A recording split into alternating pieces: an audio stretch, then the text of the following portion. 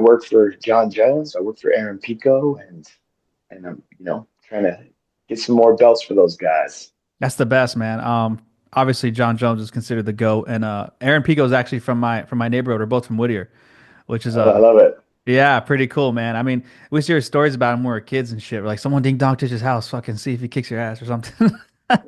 But he was like a couple years younger than me, so I mean, I never saw him. I used to see his older brother a lot. His older brother was dating my neighbor growing up. I remember that. Okay. Um, Patrick's the ladies' man. yeah, I used to see him in my house all the time. It was for my next door neighbor's house. But that's great, man. You've had a huge growth as a trainer over the last, I would say over the last 5, 10 years has been very noticeable as like a as an average fan. Like I think if you were deep in the MMA game, we know who Brandon Gibson is for a long time. But if you're like an average kind of casual fan, like you still were very noticeable over the last 5, 10 years because of the growth of an Aaron Pico and John Jones. How much has that meant to you, man? To see like your fighters, your two guys, man, just fucking really killing it on every front. Like it's been incredible to watch. It's amazing. There was a time in my career where I was training a lot of fighters. I was gone, maybe like 40 weekends a year. I was coaching fights nonstop, watching film nonstop, training nonstop.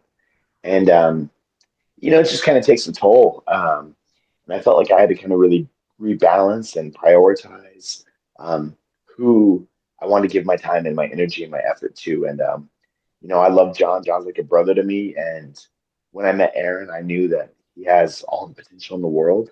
So I'm in a really good spot right now, as a trainer, as a coach, just working, giving my all to two athletes. Like, hats off to the guys that can balance a big gym and tons of fighters on the roster and tons of matchups. But that's just not my approach.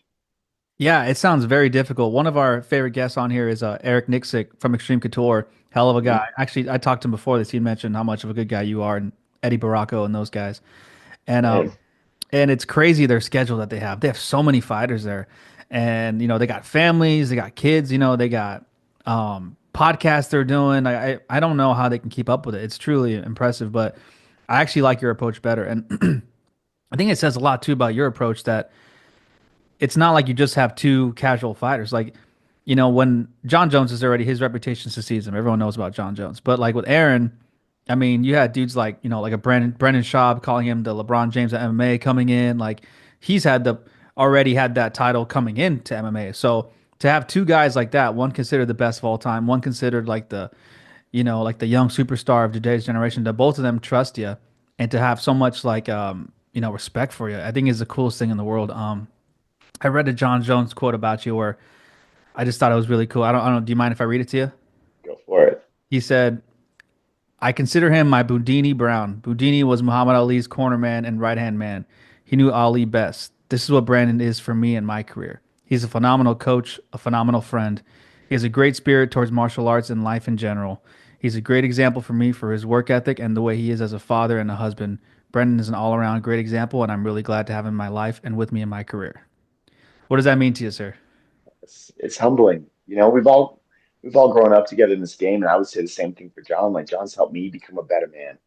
Carlos Condit helps me become a better man. Aaron Pico's helped me become a better man. And it's just not all about fight night and the wins and losses. It's like every day being with these guys that are so disciplined and driven.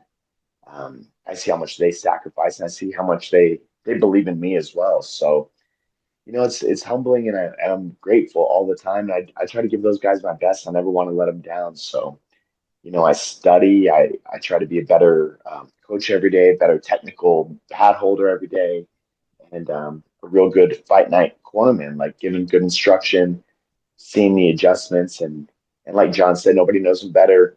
It, in some ways, that's like his playbook. I know him better. I know his defense styles better. I know what he does in both stances better than anybody. So that also takes a lot of work, and I'm grateful for it.